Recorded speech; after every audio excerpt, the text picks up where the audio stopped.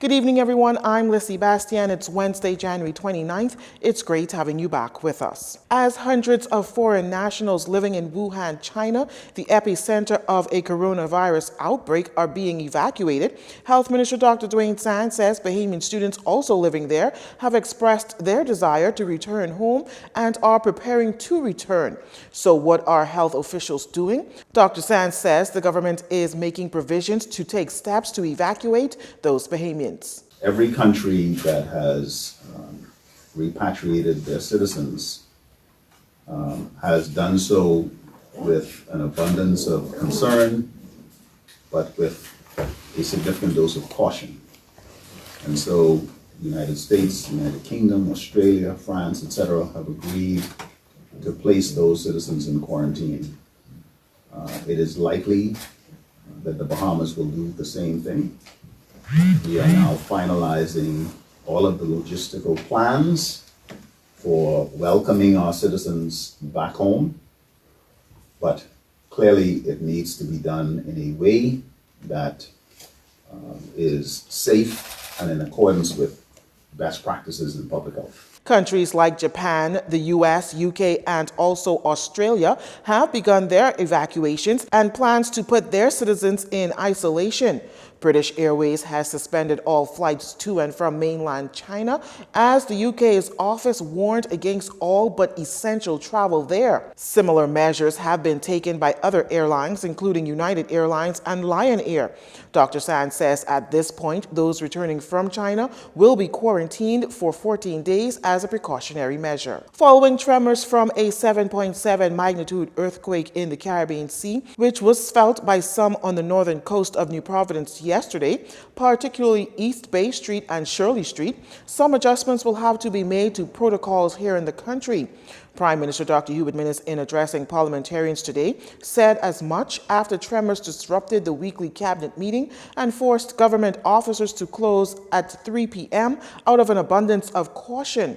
Tremors were felt at about 2:15 p.m. and shortly after, the National Emergency Management Agency, NEMA, provided advisories. Dr. Minnis told parliamentarians that protocols will continue to be monitored and adjusted as necessary. Going forward, our building codes may also have to take into consideration the impact of the effects of earthquakes in the region. Mr. Speaker, today, the Bahamas is not officially within the earthquake zone.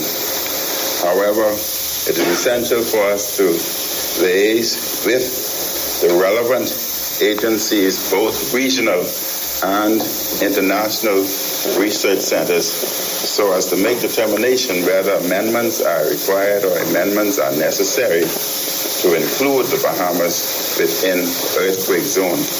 And Mr. Speaker, if such amendment is necessary, then it would be essential for the Bahamas to relook at its building codes and with international assistance make the necessary amendments to our building codes. Within the region, the earthquake was felt in the Cayman Islands, Jamaica, Haiti, and Cuba, as well as parts of Miami, Florida. Dr. Minnis also provided an update from the Caribbean islands impacted. I wish to note, Mr. Speaker, that I spoke with the Prime Minister of Jamaica, the Most Honorable Andrew Holness, yesterday following the earthquake, and he has reassured me that Jamaica is doing well and sustained no damage. There was also moderate shaking on Cayman Island. I also wish to note, Mr. Speaker, that I would have also had communication with the Premier in the Cayman Island, and he too had assured me that the Cayman Island had sustained no major damage or life lost. I note that there are no reports of injuries of Bahamian students in Jamaica and students in Santiago and Manzanillo in Cuba. We are still awaiting the Guantanamo in Cuba.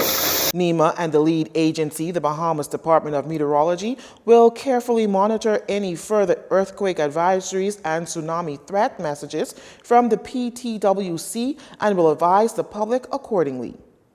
Deputy Prime Minister and Minister of Finance Peter Turnquest presented in the House of Assembly a communication on the 2019-2020 supplementary budget, a procreation of borrowing resolutions. The document, he says, outlines the cost of damages done to the northern Bahamas by the monster Hurricane Dorian storm. Hurricane Dorian has estimated to cost the Bahamas some $3.4 billion. And according to Mr. Turnquest, this has changed the current and prospective medium-term economic and fiscal outlook for the country, requiring an extraordinary response from the government. He says the government would have to borrow more money to fund the losses caused by Dorian. In circumstances like this, facing substantial revenue loss and significant new expenditure requirements, governments are compelled either to raise additional funds through greater taxation or through increased borrowing in the near term.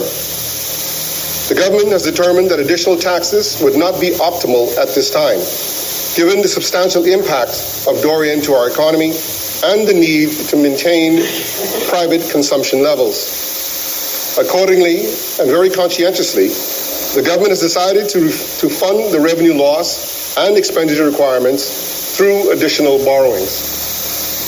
Mr. Turnquest says the government will seek to borrow beyond the $72.4 million, which he says excludes the $628 million for the refinancing of maturing debt, which was approved at the 2019-2020 budget communication last year.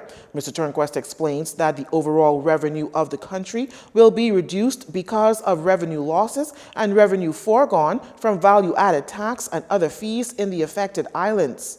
We anticipate that total revenue for fiscal year 2019-2020 will now be reduced by $232.6 million due to revenue losses and the revenue foregone from VAT, business license fees, customs, and a number of other taxes in the hurricane-affected islands. It is important to remind this House that given the magnitude of the impact of Dorian on the islands of Abaco and Grand Bahama, the government unveiled an unprecedented package of tax incentives and concessions as a key part of the establishment of the Special Economic Recovery Zone, or SEERS. I know that members opposite, like all Bahamians, that this was and is the right thing to do. Mr. Turnquest says the recurrent expenses are projected to be higher by $157.6 million, bringing the revised estimates to $2,687.6 million. He says of that total, $82.7 million is associated with Dorian expenses.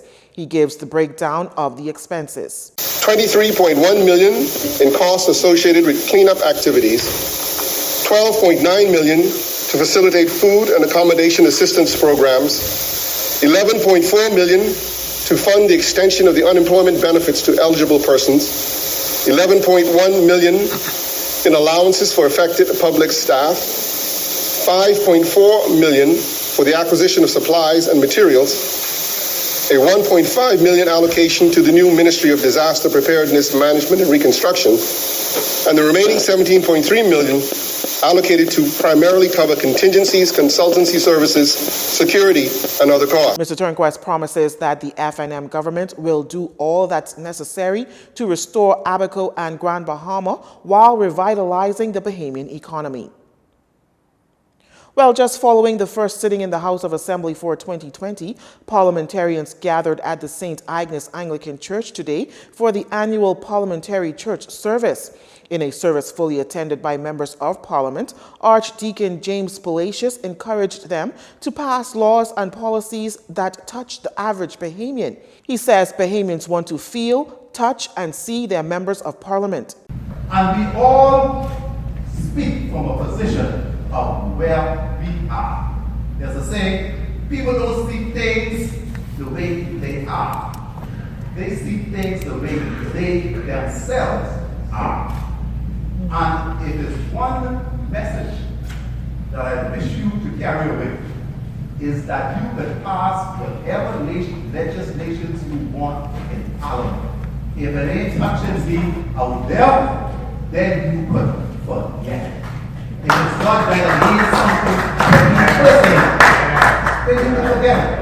Archdeacon Palacios touched on a number of pressing issues, including the ratio of Bahamians to foreigners at the point and travel benefits for ministers and their spouses. I personally don't have a problem with ministers taking their spouses twice a year. I don't have a problem with that. Categorically, let me say that. Now, of course, yes, in this kind of atmosphere, people have the right to be a little upset about that. Yes.